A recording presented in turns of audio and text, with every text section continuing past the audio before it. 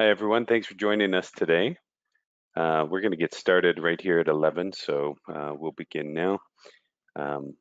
Joe's sharing his webcam, so I think I'll try to do the same if I can. Hi, everybody. Sorry, I'm a keener. Can't help it. Yeah. No problem. Here we go. I'm going to start mine as well. So I'm Ray Bouchard, CEO and Managing Director of Baywa RE Solar Systems.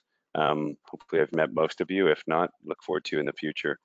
As you know, we're running webinars quite frequently, and continuing education is very important to Baywa, so we really appreciate you taking time out of your day to join us in Roof Tech. So just a brief housekeeping, so a reminder, this will be recorded and shared on our YouTube channel, as well as sent out in our monthly newsletter. So if you haven't already subscribed to the channel, we encourage you to. You'll find all of our webinars on there moving forward. So, and if you have any questions, just type them into the chat. We'll try to get to them at kind of specified breaks along the way. Whatever works. We had to kind of change it up a little bit today as a result. But without further ado, I want to introduce Joe Perez from Roof Tech. They've been a great partner of ours for a number of years now, and we're excited about what we're doing with them here in the Canadian market. So, Joe, if you'd like to take over, please. Thanks, Rial. And yeah, it's been more years than I would than I care to talk about. I think that means, you know, I think the short way of saying it is that my beard is much more gray now than when we first met. What did you say, Rial? Yes, and so is mine. So we're good. Yeah, it was a blast seeing you all at ETC last week, and for those who were there, it was great to see you also, I'm sure, and I'm glad you're joining us again today. And for those of you who were not at ETC, or this is your first time joining a Roof Tech webinar or a Baywa webinar, I'd just like to say welcome and thank you for joining us today. So now that everyone's gotten a good look at my gray beard, I am going to share my screen and turn off the webcam. So looks like we're jumping right into it. The name of the game today is PV mounting with flexible flashing. When we came to the market many years ago, about the time when Rial and the team first were introduced to Roof Tech and myself, flexible flashing was not commonplace in the market. For any of the tried and true contractors that have been out there installing for a number of years, you know that this is the new generation and the new technology in attachments to the roof. One which we have pioneered at Roof Tech. We have been doing this for a very long time, and you know, racked 70% of the Japanese market with our flexible flashing, and kind of walked into a wall as we entered the North American market. People just weren't aware, but little by little, boutique project by boutique project, Roof Tech went from absolute obscurity and boutique solution to everyday, you know, operational standard. And for that, I say thank you to you all who have used us and supported us over the years, challenged us to make better products, and to our partners that have helped bring our technology to market and, you know, improve installs across Canada. For those of you who want to see my face again, I'm the instructor. I've been with Roof Tech for 6 years now. I started as a sales manager in the Northeast and managing Canada. I spent my time getting very nerdy about roof attachment and roofing systems and the interplay between solar and roofing, and kind of combined that with an approachable way that contractors could get in touch and ask questions so that we could find solutions together.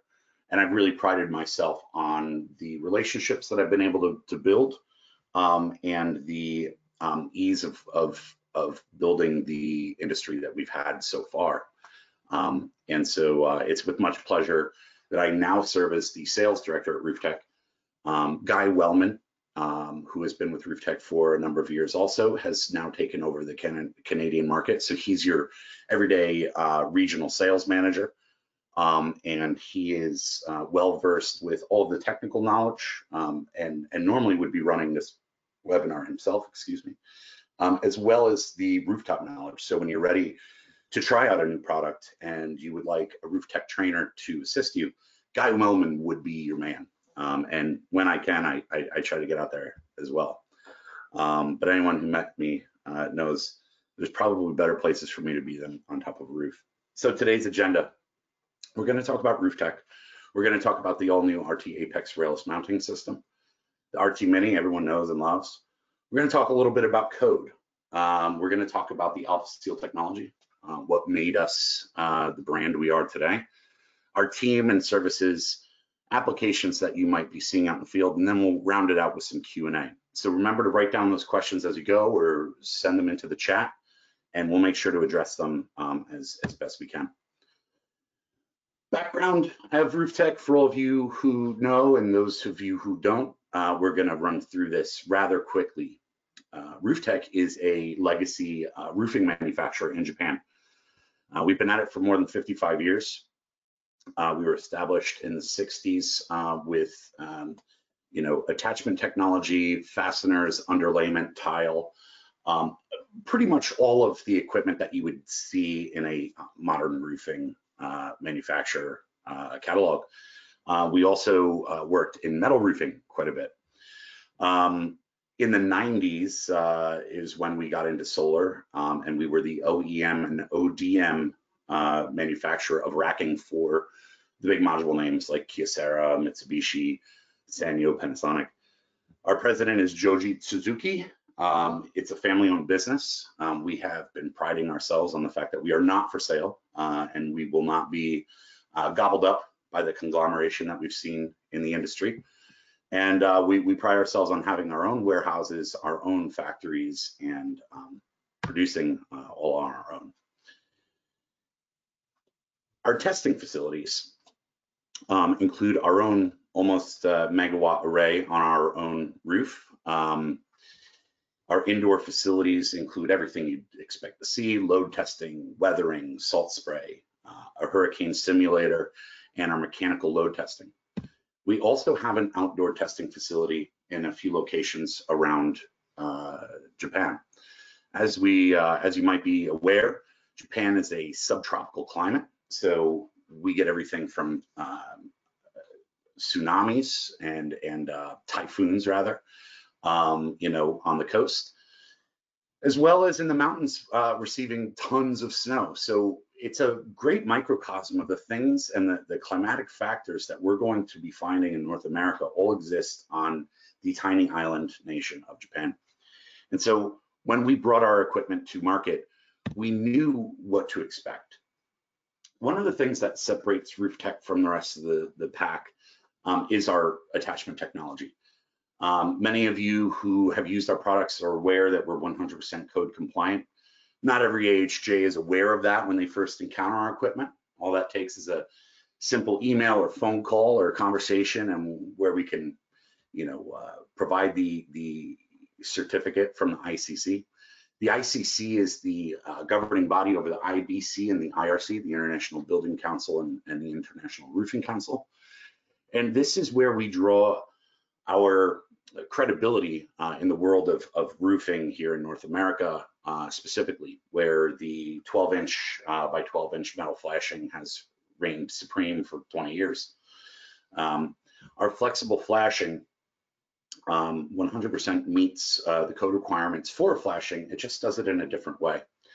This is a very expensive test. We have invested a lot of money over the years. I don't believe there's any other flexible flashing on the market in Canada or the US that actually has their ICC certification. I think the initial testing is about $100,000, and then every 1 to 2 years you have a recertification where they go and they tour our facilities and they do a quality test on the equipment. It's a fairly in-depth certification, and one that we're proud to provide. part of what we do besides that flexible flashing is the methodology of using smaller fasteners to attach to both the rafter and the decking. When you're utilizing a 1/2 inch lag, right, to get the engineering values that you're expecting from that attachment, you have to, while on the roof, blind to the rafter. And, you know, we've all found rafters and all been pretty good at it over the years, right? Only a few misses, right, gang? You have to hit that center 37% of that rafter to get those values that you're looking for. And so what Roof Tech has done and how our methodology improves installations, the quality of them, the speed of them, all that, is that we use smaller fasteners. We believe in strength in numbers.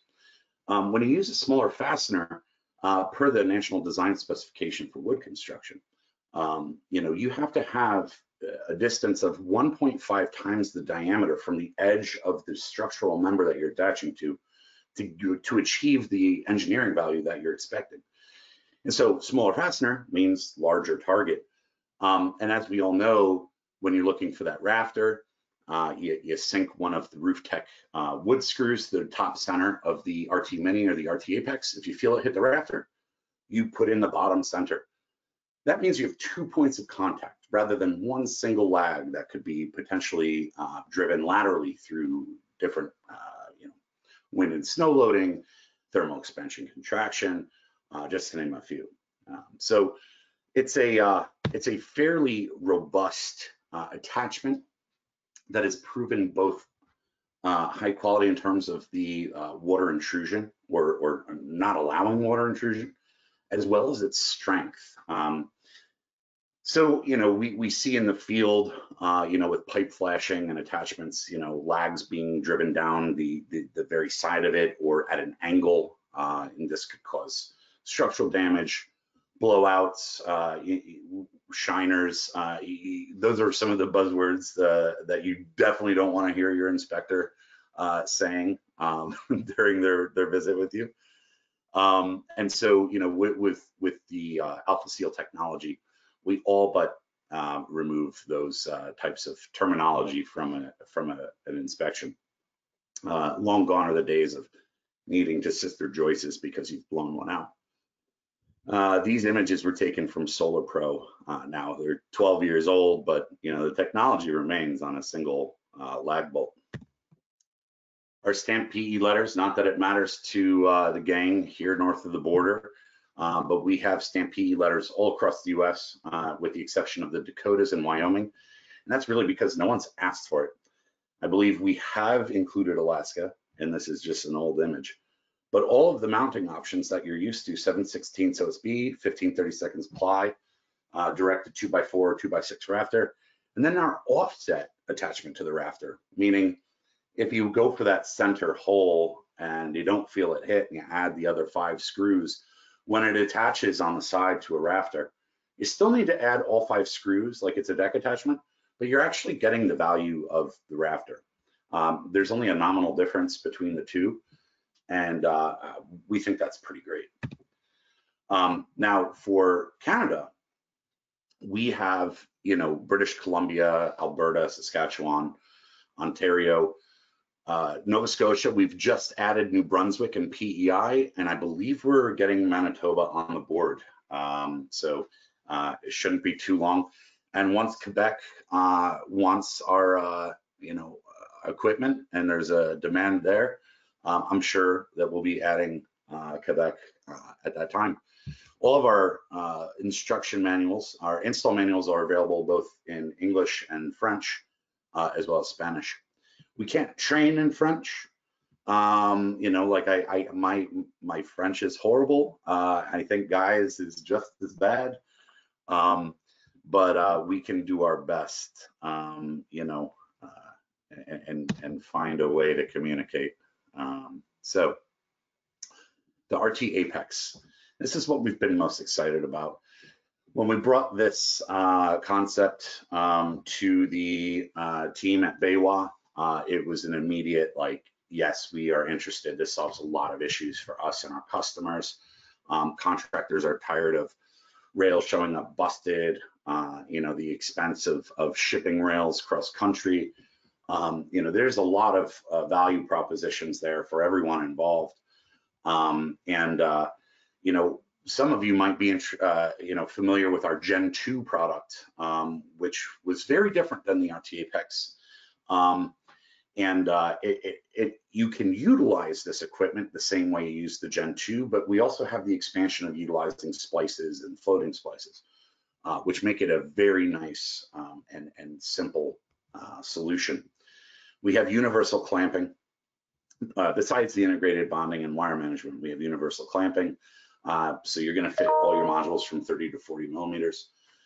Slide-in mounting, you've got tons of room to level off an array so it looks nice and sleek on a roof, even if the pits and valleys or the pits and peaks on the roof aren't very kind. 1.25 inches does a lot to make that array look great.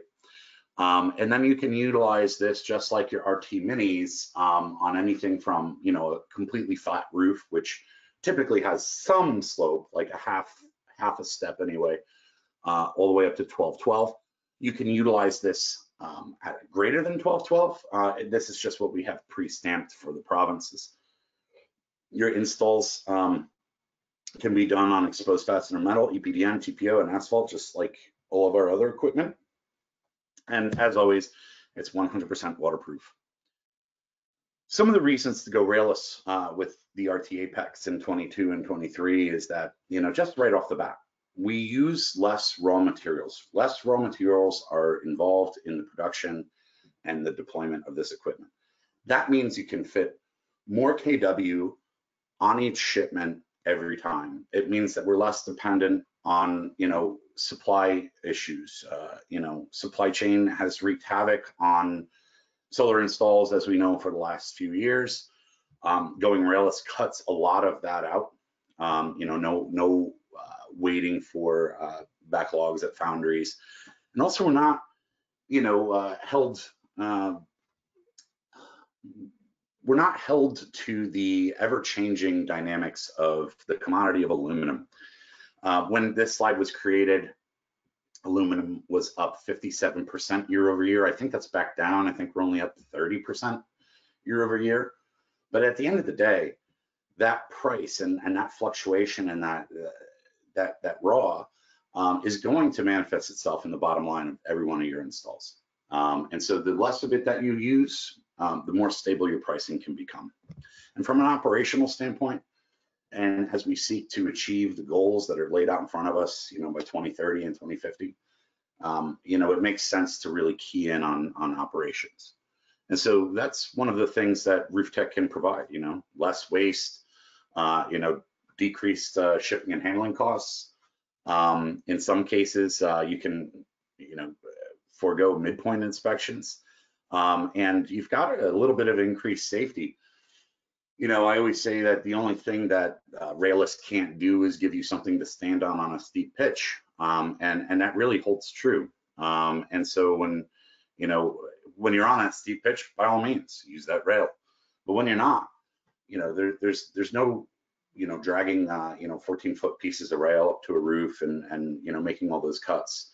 It's a very simple kind of install, and it makes teams, a little bit quicker.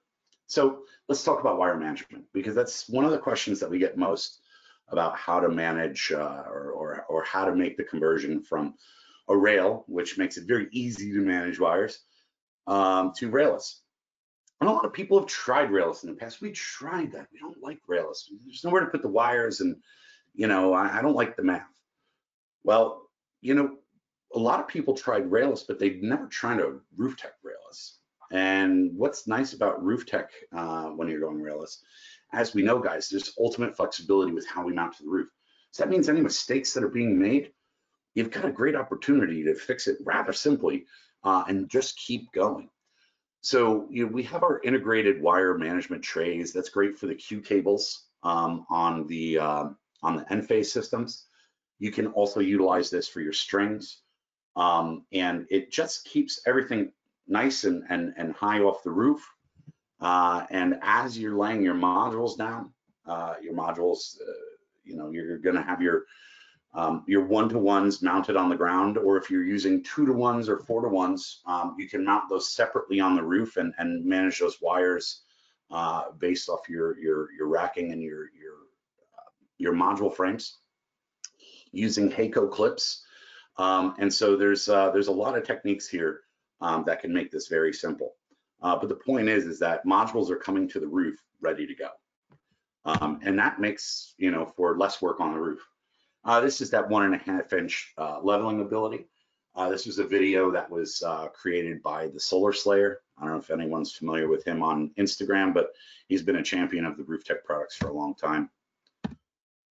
And my computer might be crashing right now.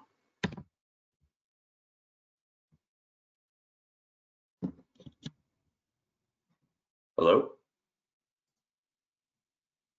We can still hear you. Okay, that's good. It's looking like my computer is frozen. Well, you probably know this off the top of your head anyway, right, Joe? So yeah, sure. yeah, it is definitely crashing from the looks of it. All right, let me get this sorted out here quickly.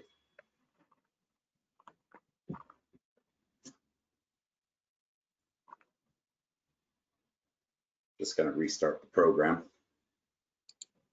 So speaking of which, you know, time spent on Instagram used to just be a waste. Now we're finding that there's like a lot of really great content to be found on Instagram from creators like the Solar Slayer and some other folks out there.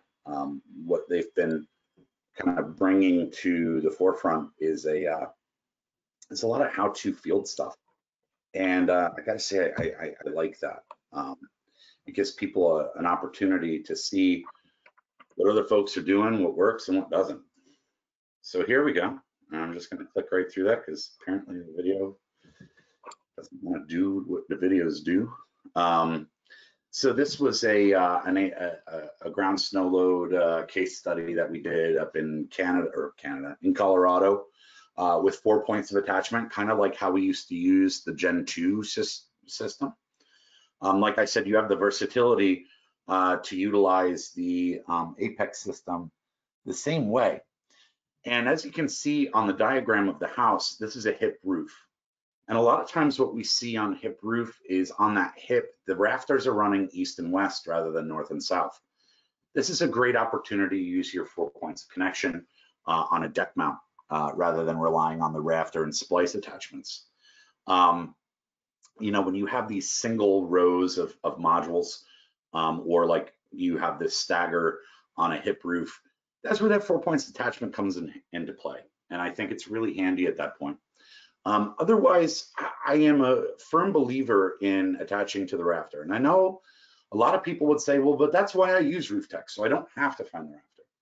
And to that I'd say, well, you know, continue not finding the rafter, but you're going to be confining yourself to 4 points of attachment or utilizing attached splices, which, you know, can get a little spendy. You know, here we go, man, geez. The skirt bonding is kind of a nice feature. You've got an additional east-west bond when you're in this 4 points of attachment. Just like the Gen 2 system, you'd have to add jumpers in between the modules. This isn't the case when you're using splices or floating splices, but if you're going for that old style and you're just using 4 points, what's nice is that you can utilize the skirt as a bond path east and west to bring those columns all bonded together. We see here on the this staggered array in landscape, the 4 points of attachment. Very, very simple stuff. Anyone who spent any time with any roof tech products will know about these engineering tables giving you your spans. These are absolutely unnecessary anymore unless you love, you know, unless you're a bit of a masochist. The span tables have all been converted into span calculators. It's important to make sure that the data that you're using, and you might want to always double check because it's simple for a keystroke error to be made in the transfer of data. We haven't seen that yet, but we do still provide all of our span charts and engineering tables so that people can access both if they so wish. Our estimator. The RT Apex estimator is available both for US and Canada installs at this point. We have developed a Canadian specific estimator.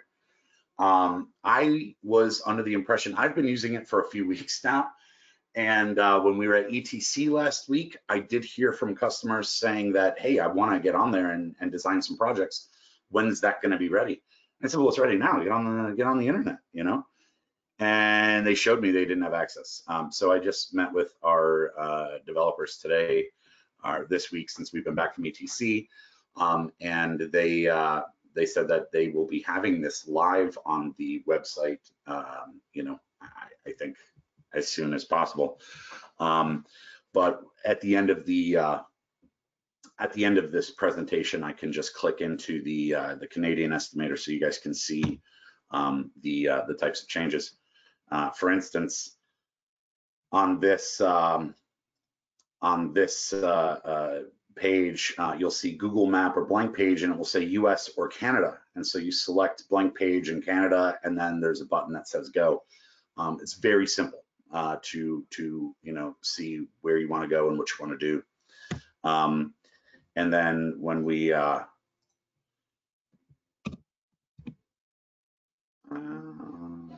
oh, I've done it now. There we go. And once again, there we are. Thank you. Man, PowerPoint has given me some struggles today, and I appreciate your patience as I blunder my way through this, gang. So just like the US tables, which is what we're looking at here, these are some of the windows that we would get into. You're going to put your module information. You'll start with your project name after you register for the estimator. You'll put your project name, and then you'll enter information about the modules that you'll be using. The better the information is that you enter into these three windows, the better the engineering report that the estimator will spit out at the end, besides your BOM and the design. But the location information is important. You'll put your province in, and what you'll see differently is your rough or open terrain, as well as you'll see the KPA of your wind and snow load, and then you have your wind load, so that's a minor difference. However, it's substantial when you're looking from one engineering table to the next, and how those site-specific criteria are going to change your design capabilities. The more averse the environment, the smaller the spans. It's typically rule of thumb, and with all racking and attachment to the roof. Next, you're going to be looking at your building information, which is the same from the US to Canada.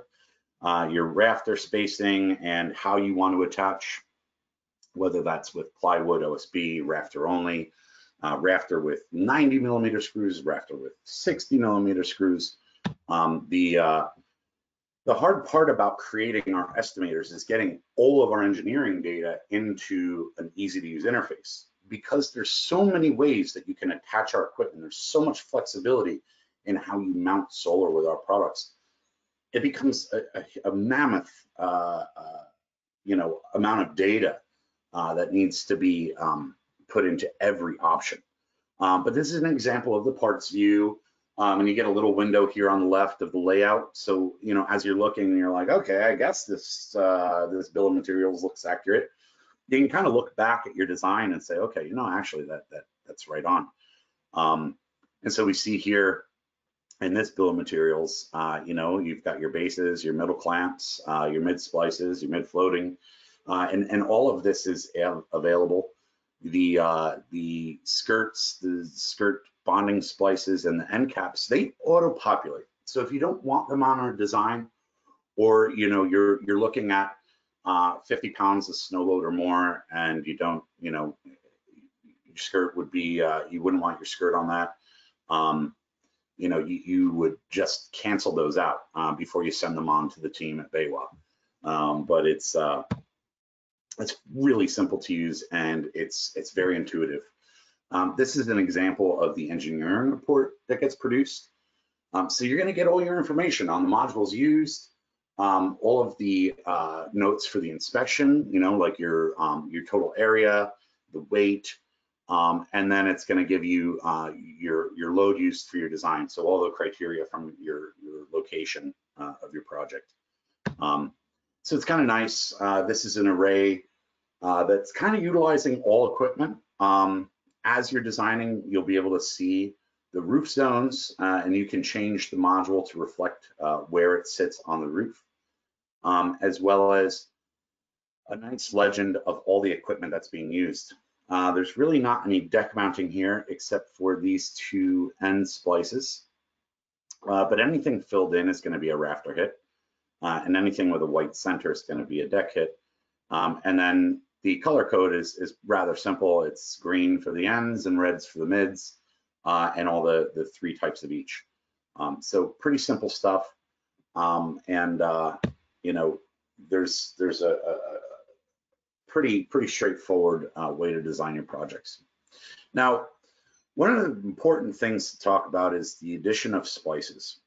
We are, this is a modern railless racking, and what people look for now is a way to splice. And so, 4 points of attachment is great, but you don't want that to be the only way people can use your railless.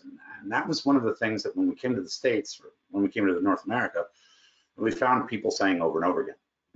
And so, if you've ever been familiar with shared rail, you would see that, by turning your module frames into the rail itself, it's a rather simple, and it demystifies the way you're going to attach and use splices with the system.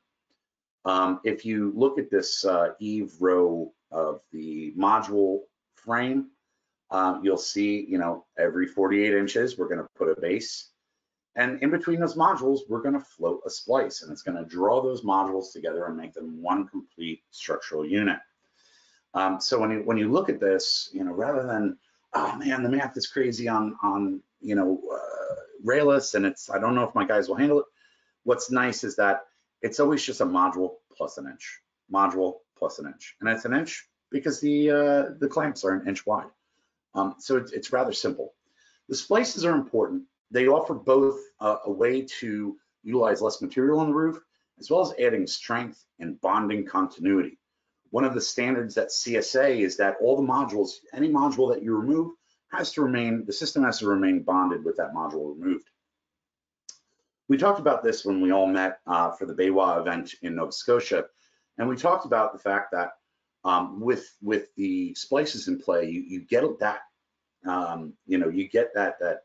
that bonding requirement squared away with. And one of the things we talked about was that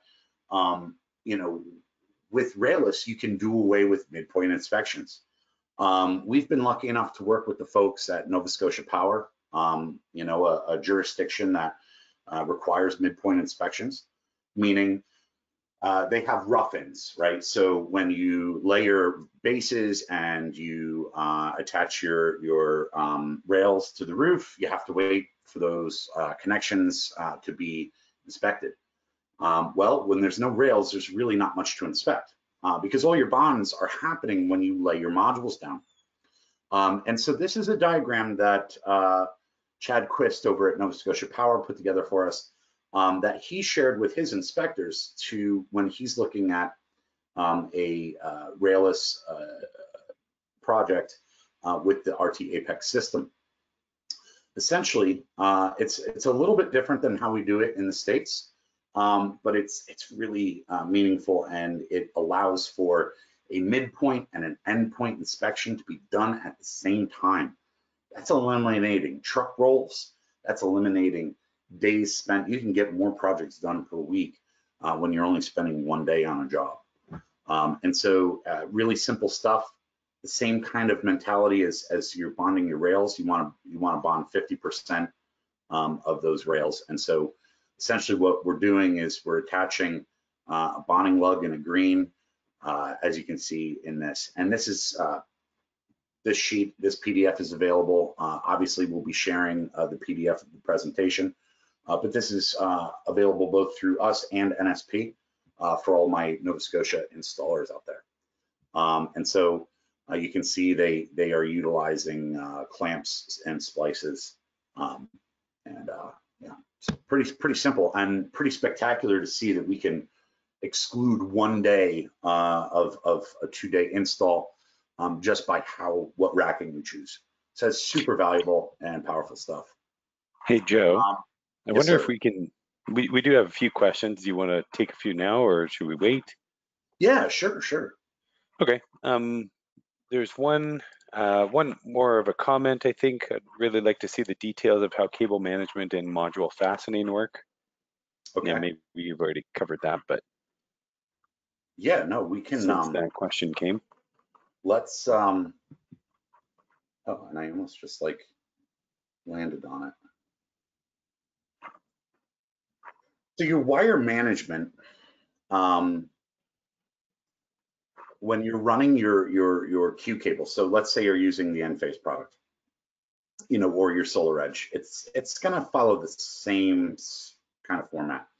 It gets different when you run into the larger format micros, but your wire management, I like the Heiko clips, on the module frame, and this one, I don't love this picture because I don't like that angle of the. Let me do the spotlight here. I don't like the angle of that wire. I don't think that's great form. But this is a photo that I think is it's meaningful when you're seeing how the cable management goes. I think I'd rather see both of these leads headed straight and then attached to the Heiko. But as you can see, what we're doing is we're just wrapping and kind of tucking with the metal clips. And then as you're laying these modules down into the clamps on the bases on the roof, you're able to just plug in your Q cable into your micro, and then run that Q cable through the north side of the module or of the clamps here, as you can see. And then any slack you can connect to the using the Heiko to the module frame. This is pretty standard. We utilize this, in the railless markets throughout the states, and this has been the standard. And when we go back and we inspect systems, even 3-5 years later, we're not seeing cables laying on that roof, which is really important, both professionally and as a safety factor to the residents or the occupants of that structure. So it's been how it's done, I think, because it's the best way. Some folks, they're using zip ties and stuff, but I don't know. I think metal lasts longer, but that's everyone's choice. So when you mentioned the Heiko clips, I think what we have is we've got a module clip as well as a Hellerman Titan product. Yeah. Pretty, but same idea. Essentially, it carries wires throughout there, and we can make reference to that for anybody on the webinar as well, just so they know, kind of lead the horse to water kind of thing if you're planning something like that. Yeah, and I say Heikos, they're S clips, right? So whoever the manufacturer is, Heiko or Hellerman Titan, I probably just went with Heiko because there's too many syllables on Hellerman Titan. When you're like shouting down off the roof, it's like send me up a bag. Yeah. What are the questions, Real? And I hope I answered this sufficiently. If not, by all means, get in touch with me or Guy Wellman, and we can have a separate chat. And there's another one, and it was interesting for sure because they're talking about the first project they did was to use RoofTech RT mini mounts, and I believe he was instructed. So he specified we have to miss the rafters, and we had to put a mount every 2 feet, both vertically and horizontally. This means I had to put 198 RT mini mounts on a 36 module, 13 kilowatt install. How can I persuade the designer to change this? It's just way too many mounts.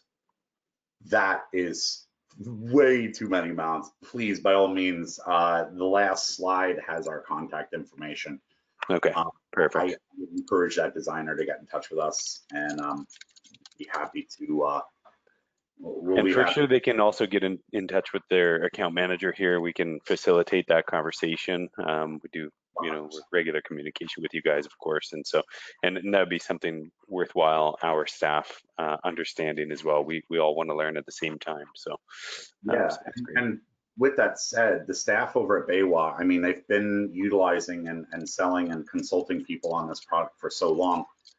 They are a wealth of knowledge. I would definitely lean on them. When you see something that's wonky or maybe doesn't make sense, I would just ring into BayWa. And they have the same kind of policy I do, when they don't know, they ask a grown up, and we all put our heads together and we find the right answer. I don't think anyone at RoofTech nor BayWa is interested in winging it.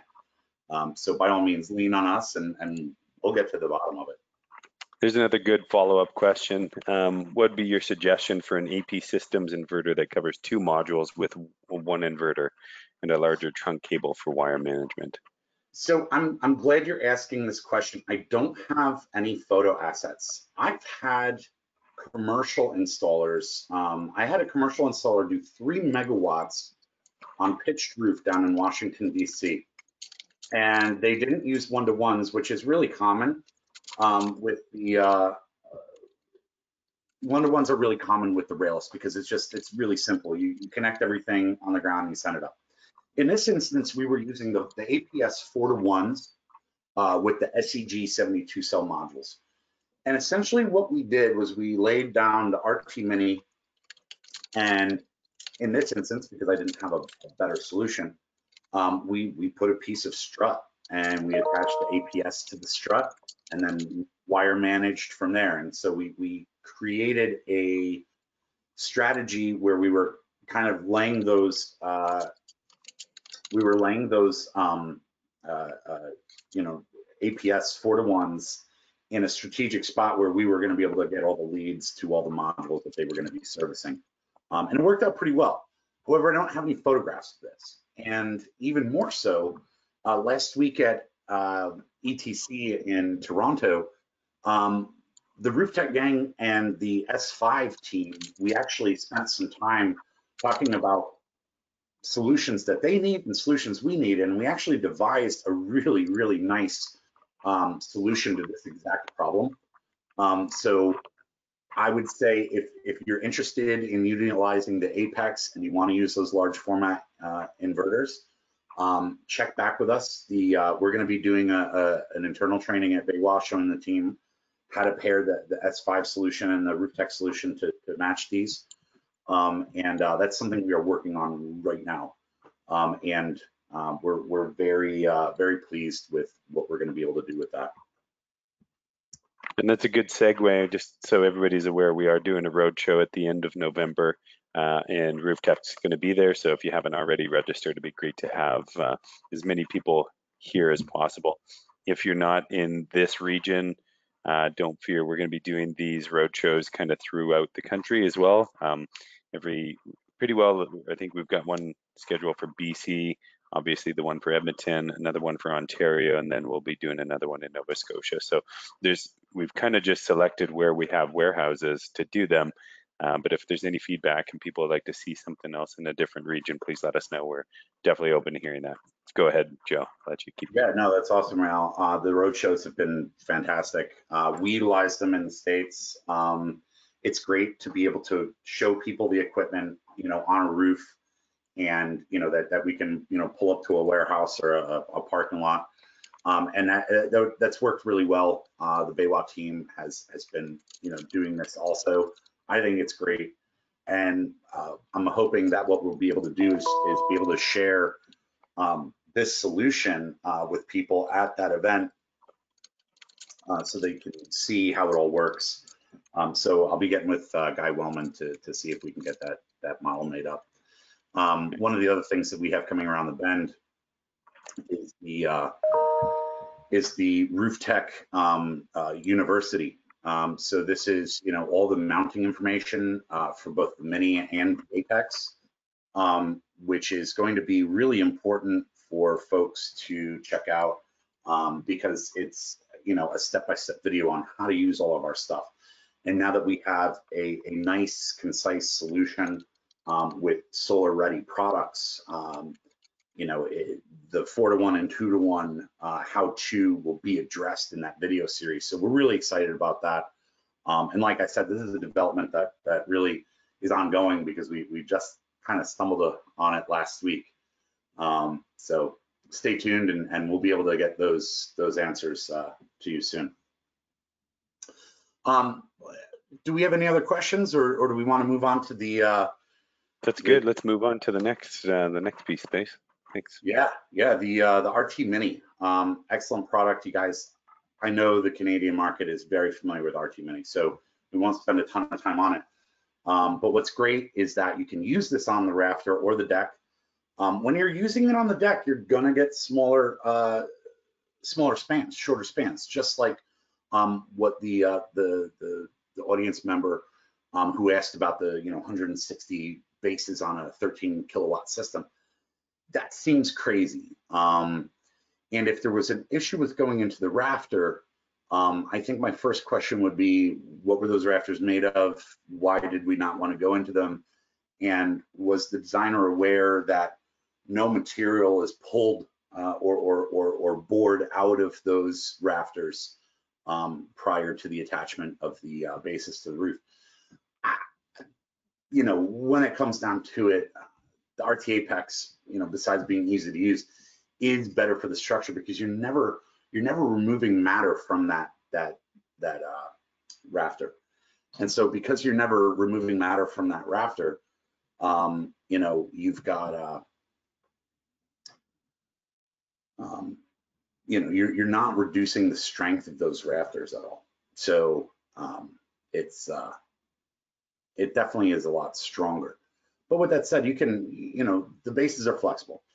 And really when people talk about deck mounting, because I hear people all the time like, oh man, go for the rafter. I use Roof Tech so I don't have to find the rafter. And I think that's fine. But I also think it's maybe a touch ill-advised. One, the rafter's stronger, right? Two, the raft attaching to the rafter's cheaper. And then three, the deck mount option is great when you miss the rafter. Being able to not have to move the base is really very important. And we'll get into that here in a second. But I'm going to kind of speed through the RT Mini because it's something that you're all quite familiar with. And if you're not, I would definitely check in with the BayWa team. They have extensive experience with this product and can advise on so many levels. But robots testing, I mean, we really tried to bring our technology, to railed installs because we've always been a railless company. And we did that with the RT Mini. We tried to make it competitively priced. We tried to make it just as strong and, high quality. With that said, with installs everywhere from, the Yukon Territory all the way down to Miami-Dade. So the Arctic Circle to literally the tropics. The RT Mini has been installed, and to date we have, only one instance of a failure. That's pretty amazing. We've got millions and millions of roof penetrations with these products between those 2 points on the map, and only one failure. I'm very comfortable with those numbers. Just like with the RT Apex, there is a span calculator available online. You'll notice there on the choose selection, you see the Canada RT Mini 2. When you select that, you essentially just put your site criteria into the calculator, and it will produce a span for you. Really handy, so much easier than utilizing the span charts in our PE letters. Landscape versus portrait, you guys know the deals. you know, portrait rails are the king of portrait, and railless is the king of landscape. It just, you know, portrait installs in Canada are actually not permitted via the module manufacturers, and landscapes installs in on rails kind of end up in the same boat as landscape installs or portrait installs with rails, because you're attaching to those short ends, and that means there's a lot of flex on the center of those modules. So attaching on the north and south side of the module with the on the long end makes for a much stronger install.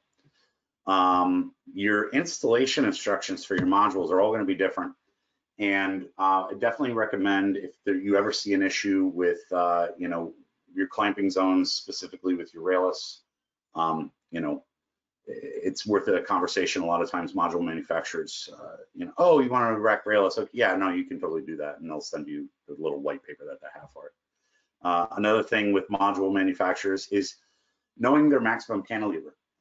This is both for the rail manufacturer when you're using the RT Mini, as well as your module manufacturer when you're dealing with the Apex. Cantilever is very important, and one of the things that we excel in is being able to make cantilever not an issue, because you can deck mount at the end. So there's never a reason to be out of compliance with cantilever. Permitting a PV system, very simple. Most jurisdictions are familiar with us and our technology at this point. So when they see a bunch of screws coming through that you know, deck of that roof, they're not scared. You know, our equipment becomes one with the roof. Butyl has been used as a roof sealant for many years. It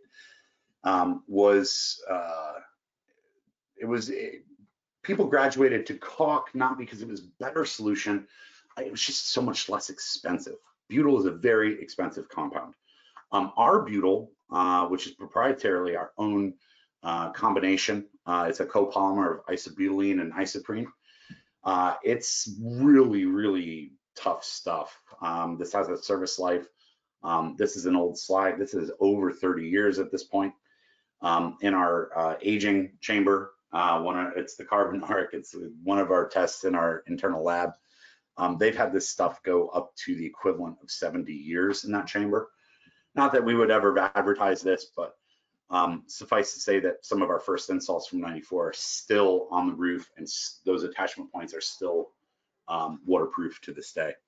But resilient from -40 to 24 or 248 Fahrenheit. I think that's 167 Celsius. -40 is parity between Celsius and Fahrenheit. Your ambient application temperature, if you're at -5 degrees or 22 degrees Fahrenheit, you know, just grab leave the bases in the truck while you're mapping out the array. And if it's a particularly cold morning, just hit your roof surface with the heat gun to make sure that the butyl is going to be able to run through it, and you know, you won't crack the shingle. But we really just want that butyl to be malleable and to be able to work through all the layers of that roof surface. Joe, the Apex AlphaSeal is a remarkable. Yes. Hey Joe, sorry. On that same topic, somebody's asked, what's the lowest recommended installation temperature? So we want an ambient temperature of 22 degrees, but when you factor in that the roof surface temperature is going to be warmer than the air temperature, because you have the radiant heat from the structure from underneath, and then the sun, even on the coldest day, the roof is going to be warmer than the air because of the radiation from the sun. So 22 degrees or -5 Celsius is the lower end of your install, but that is specifically the ambient temperature of the shingle and the butyl. It can be -40 outside when you install this, so long as that shingle is warmed up and that the butyl is pliable. So you want those temperatures to be 22 or plus, or -5 or better. And it's, you know, with installs everywhere from Whitehorse in the Yukon to, you know, Boston, I've never had a weather-related install failure, meaning, Minnesota winter, Yukon, spring in the Yukon, the deepest winter in Massachusetts in the Berkshires. We've yet to see any kind of failure because of the cold. I have seen people do dumb things like install this on top of ice, and it's like, how are you even on the roof if there was still ice up there? But the cold has not been a factor in any kind of failures that we've seen. And you also have to keep in mind the stereotype of Japanese engineering is there for a reason. My team is risk averse, so we are always giving the numbers and providing guidance in the most conservative way. Every number you see from Roof Tech is the most conservative number that is possible. Sometimes it seems a little too conservative because we over-engineer everything, but we'd rather be that conservative than the opposite. Just like, oh yeah, good luck. That's not what we do. And so it's important that that quality goes first, and so that 22 degrees, you're going to want to pay attention to it, but it's so easy to overcome it. I wouldn't worry too much if you were concerned. When we see pipe flashing is the best way to do things, right? So like, I don't think anyone's worried about the technology, but when you do get those questions from a homeowner or from a designer, pipe flashing is great, and utilizing a metal flashing is super. But technically, as you can see in this diagram, when you're utilizing that is a at the time of construction, roof construction type of flashing. Because truly, when you're using a metal flashing, you want to have the underlayment over top of that flange, and then sealed and fastened down. That is really the only way that you can prevent ice dams and things like this. And gosh, I'm on that pointer again. It always takes a second. Here we are. The UL 441, really just water permeability, temperature. We see a huge amount of thermal expansion contraction, on rails. This is aluminum is really, particularly susceptible to thermal expansion contraction. And so that's why we are as conservative as we are. And that's why we believe in strength in numbers when we're attaching to the roof surface. It's also why we've never integrated an L-foot, because we know people use our equipment on the deck. We've never attached an L-foot to it because we know that thermal expansion contraction is going to cause lateral movement on that base. And when you're in a rafter, that's one thing, but when you're on the deck, which is a much weaker substrate to be attached to, that can wreak havoc on your attachment points. People ask us all the time, why haven't you guys, ever utilized, an integrated flashing on your Mini? And it's because we just don't think it's the right thing to do. I don't need to dwell on the traditional flashing, but not lifting shingles is a huge selling point. And you can actually leverage this in your conversations with homeowners when you're in the proposal stage. By utilizing a top-down attachment, you're not lifting shingles. That means you're not reducing their roof system warranty.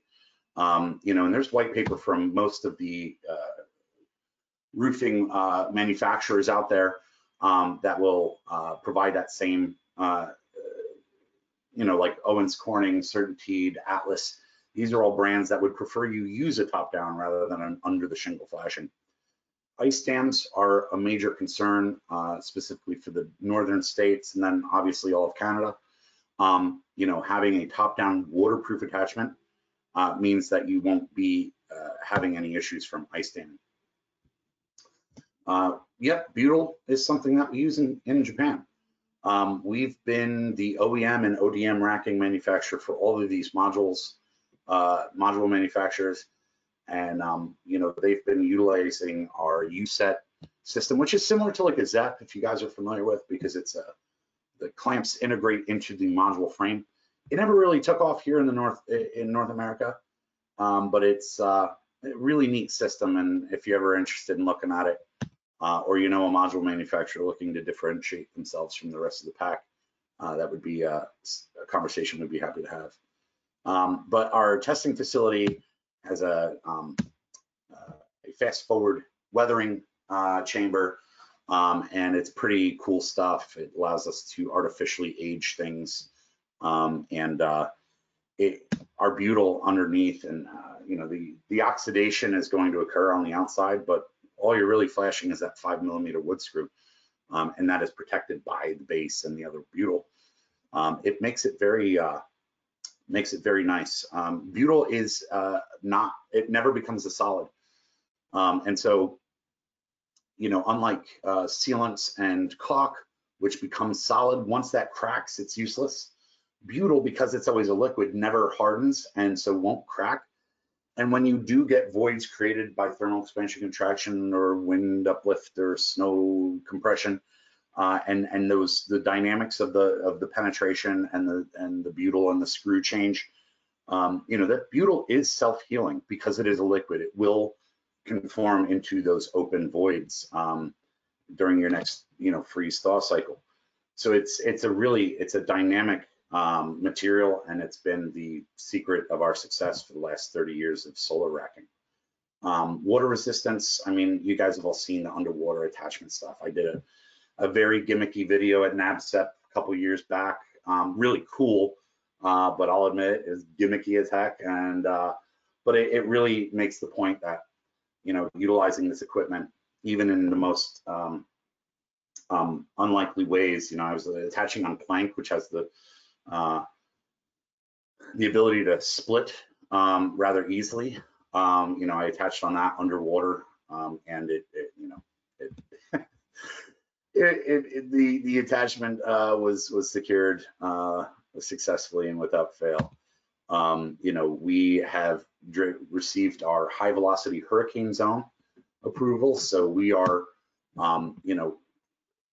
tested to and certified to withstand wind speeds greater than 180 miles an hour, and our testing is without peer. Really, we spend much time and attention on making sure that we're bringing the highest quality equipment to contractors, because you guys are relying on us.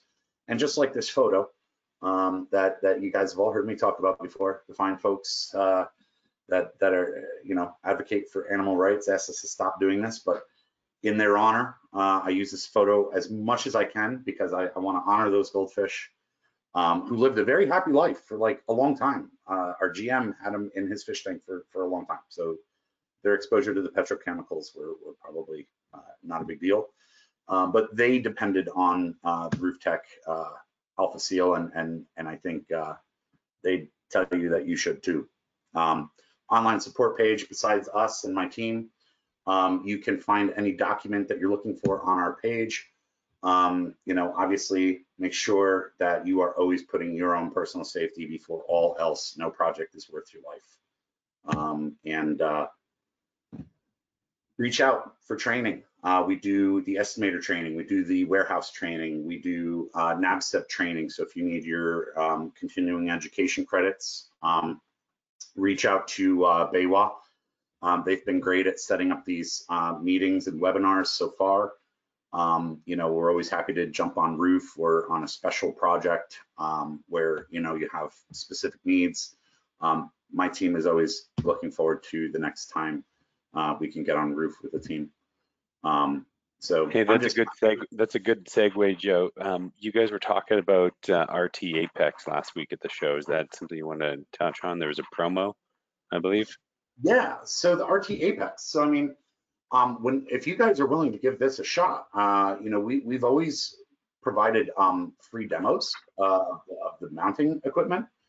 Guy Wellman, he's running a tight schedule these days, so I've been trying to help out as much as possible. But we'd love to get on roof with you guys for your first Apex system.